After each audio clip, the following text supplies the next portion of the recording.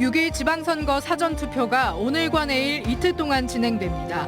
오늘까지 전남이 전국에서 사전투표율이 가장 높은 가운데 각 후보들은 투표율을 높이기 위해 총력전을 펼치고 있습니다. 도의원을 뽑는 고흥 2선거구는 현직 도의원과 전직 군의원이 치열한 경쟁을 벌이고 있습니다. 지난해 4월 도의원 보궐선거 이후 당시 당선자와 낙선자가 1년 만에 다시 맞붙었습니다. 한센인 정착촌인 여수 도성마을의 열악했던 주거 환경이 개선됩니다. 축사 악취와 생활 불편으로 고통받던 주민들은 크게 환영하고 있습니다. 한 통의 112 신고 전화를 통해 경찰이 스토킹 피해자를 찾아냈습니다.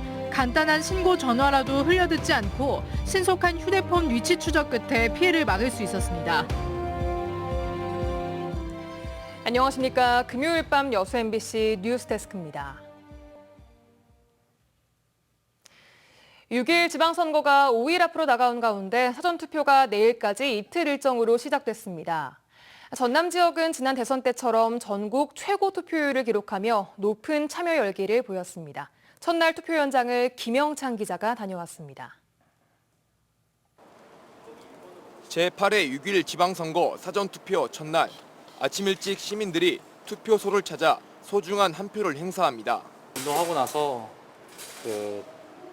집에 가기 전에 투표를 먼저 사람 없을 때 하려고 왔습니다. 직장인들은 출근길을 이용해 투표소를 찾았습니다. 출근 전에 하고 싶어서 했습니다. 사전에 하는 것이 좋은 효과가 있을 거라는 생각 때문에 하게 됐습니다. 생애 첫 투표를 하기 위한 청년들의 발길도 이어졌습니다. 처음 투표권을 가지기도 했고 이제 사회 구성원으로서 뭔가 해야 하지 않을까 하는. 각 후보들은 사전투표에 동참해 투표를 올리기에 나서는 등 총력전을 펼쳤습니다. 사전투표 첫날 전남은 전국에서 가장 높은 사전투표율을 보였습니다. 4년 전 지방선거와 지난 20대 대통령 선거에 이어 이번에도 높은 사전투표율을 기록할 것으로 예상됩니다.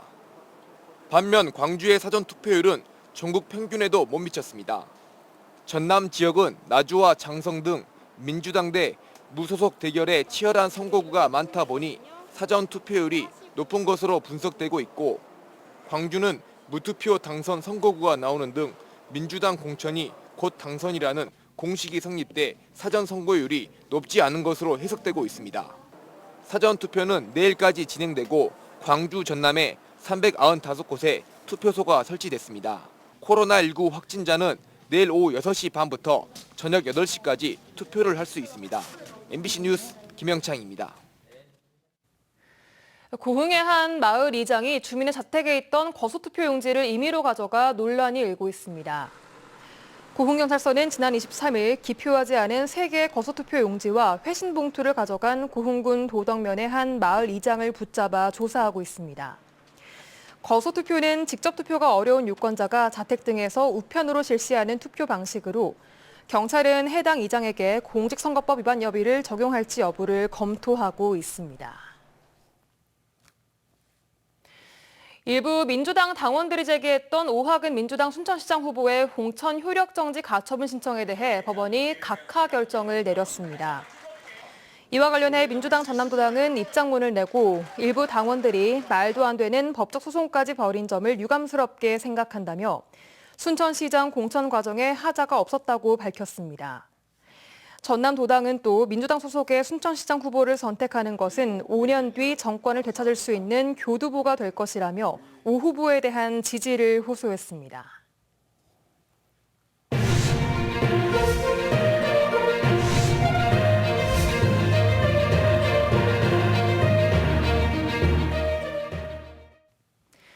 기초의원과 광역의원 선거구 격전지를 가다 오늘은 전남도의원 선거구 가운데 고흥 2선거구로 가보겠습니다.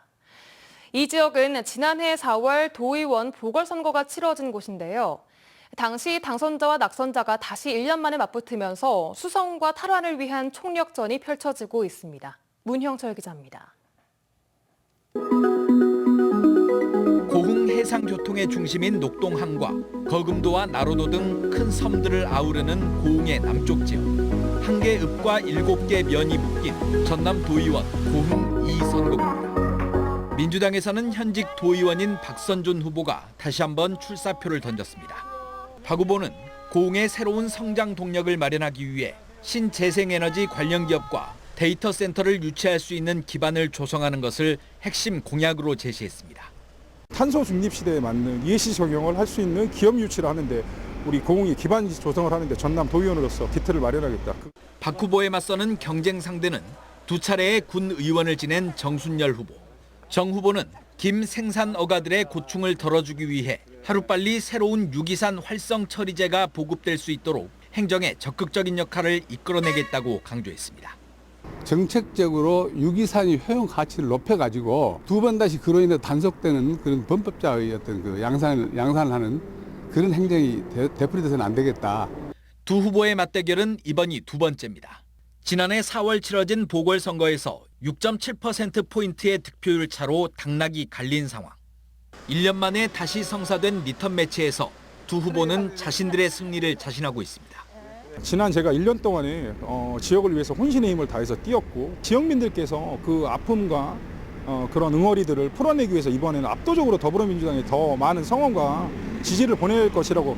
그때 당시에 다 만나지 못했던 우리 지역 주민들, 그 사람들과 직접적인 인간적 교감을 갖고 또 지역 현안 문제에서 직접적으로 그분들하고의 뜻을 함께 했기 때문에 선거 승리를 위해 박 후보는 청년 정치인의 역동성과 소통 능력을 내세우며 재선의 필요성을 강조하고 있고 차장급들이라든지 팀장으로 근무하시는 분들이 연령대들이 40대, 50대가 주류를 이루고 있기 때문에 제가 들어가야지만 더 지역의 더 큰 변화, 발전 또 이뤄내고 현안 사업들도 빨리 추진할 수 있다. 정 후보는 고흥 나들목 유치 등 굵직한 현안을 해결했던 경험을 앞세워 유권자들의 표심을 공략하고 있습니다.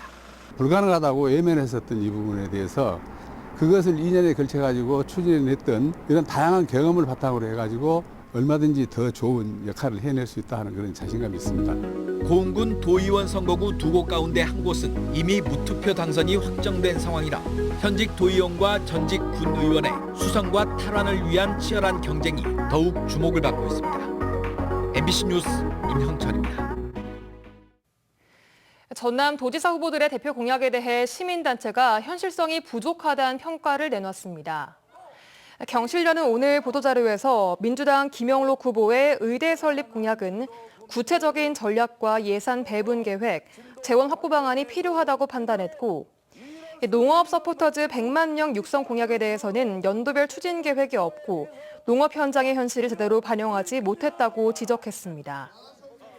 경실련은 또 국민의힘 이정현 후보의 공약 중 우주 드론 산업 복합단지 구축에 대해서는 국내외 투자 자본의 참여가 미지수며 농지 훼손 등 많은 부작용이 예상된다고 평가했고 농수축산업 복합단지에 대해서는 가격 하락과 인력 부족 등 시급한 현안이 산적해 있다며 시의적절한 공약은 아니라고 판단했습니다. 시민들의 활발한 선거 참여를 모색하는 자리가 마련됐습니다. 여수 MBC와 여수 순천 광양 YMCA는 오늘 여수 MBC 공개홀에서 시민이 말하는 대로 타운홀 미팅을 갖고 시민 공약 제안 운동의 과정과 의미를 공유했습니다.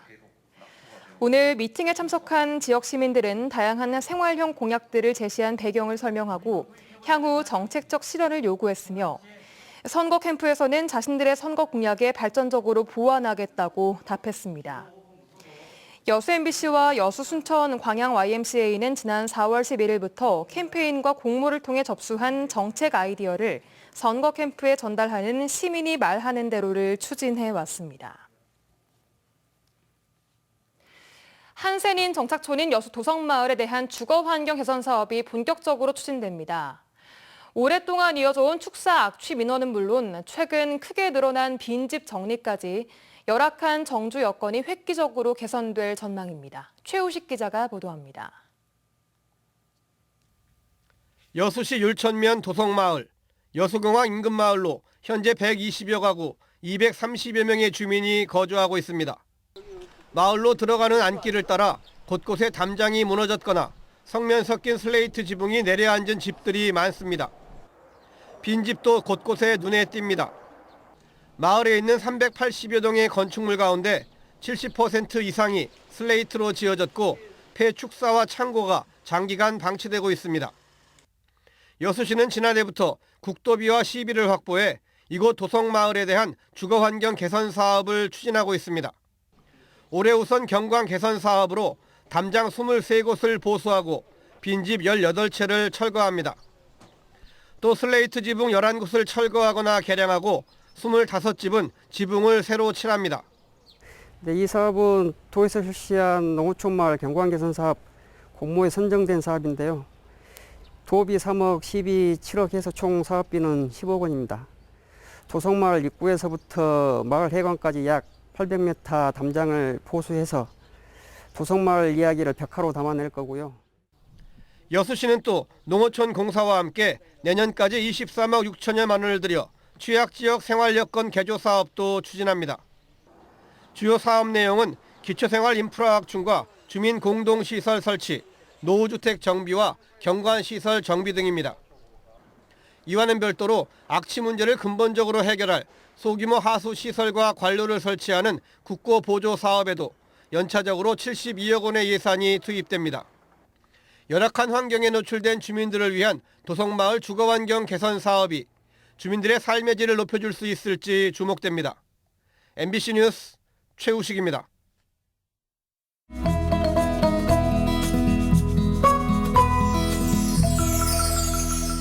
여수 MBC AI 내일의 날씨입니다. 사전투표일인 오늘 맑고 더운 날씨를 보였습니다. 내일도 한낮 기온이 32도까지 오르는 무더운 날씨를 보이겠습니다. 대신 아침 저녁으로는 바람이 불어 선선하게 느껴질 정도로 일교차가 큰 날씨 이어지겠습니다. 내일은 오늘보다 2에서 3도 정도 오르겠습니다. 여수 18에서 28도, 순천 15도에서 32도, 광양 16에서 32도, 고흥은 13에서 29도가 예상됩니다. 광주는 16에서 31도, 목포는 17에서 26도 기록하겠습니다. 바다의 물결은 대체로 맑은 가운데 남해서부 앞바다에서 0.5m, 먼 바다에서는 0.5에서 1.5m로 일겠습니다. 무더위가 이어지다가 일요일 오후부터 월요일 오전 사이 비가 내리면서 기온은 다시 내림세를 보이겠습니다. 일교차가 큰 날씨도 당분간 이어지겠습니다. 지금까지 AI 날씨였습니다. 최근 스토킹 피해를 당한 여성이 112에 신고를 하려 전화를 걸었다가 제대로 말도 하지 못하고 곧바로 끊었습니다. 그런데 긴급 상황임을 직감한 경찰의 적극 대처로 신고 여성의 피해를 막을 수 있었습니다. 양정은 기자가 취재했습니다. 지난 23일 밤 10시 50분쯤 전남경찰청 112 상황실로 한 통의 전화가 걸려왔습니다. 전화를 받은 경찰관이 계속 물었지만 신고자는 자신 있는 주소를 의미하는 듯 한 단어만 말하고 곧바로 전화가 끊겼습니다. 몇 마디 하지 않고 끊긴 전화를 수상히 여긴 경찰관은 긴급 상황을 직감하고 휴대폰 위치 기반 서비스를 이용해 전화를 걸었던 여성의 위치를 파악했습니다. 또 곧바로 인근 지역 파출소에 출동 지령을 전달했습니다. 이 여성 신고자분께서는 낙산면이라는 말만 하고 이게 전화가 끊어졌는데 누군가 그 옆에 있는 그런 느낌을 받았고 그 사람에 의해서 끊긴 것 같은 그런 느낌을 받았었고요. 경찰은 신고를 했던 여성의 가게에서 스토킹 범죄 혐의로 50대 남성을 붙잡았습니다. 여성은 지속적으로 만남을 요구하는 남성을 상대로 고소장을 제출한 상태였습니다. 경찰은 신고자에게 2차 피해가 없도록 법원에 접근 금지 신청을 하는 등 보호 조치를 취했습니다. 지난해 10월 스토킹 처벌법이 시행된 이후 전남에서 발생한 스토킹 범죄 신고 건수는 431건에 달합니다. 단순히 스토킹 행위만 일어나는 게 아니라 폭행이라든가 상해라든가 다른 범죄와 경합해서 일어나기 때문에 스토킹 행위는 더 심각성이 있는 걸로 생각이 됩니다. 경찰은 반복적, 지속적 피해를 인정받아야 했던 기존과 달리 이제는 한 번이라도 스토킹 피해를 받았다는 신고를 하게 되면 보호받을 수 있다며 적극적인 신고를 당부했습니다. MBC 뉴스 양정은입니다. 여수시가 올해 안에 관내 수소 충전소를 3곳까지 확대하기로 하고 2곳의 충전소를 조만간 착공합니다.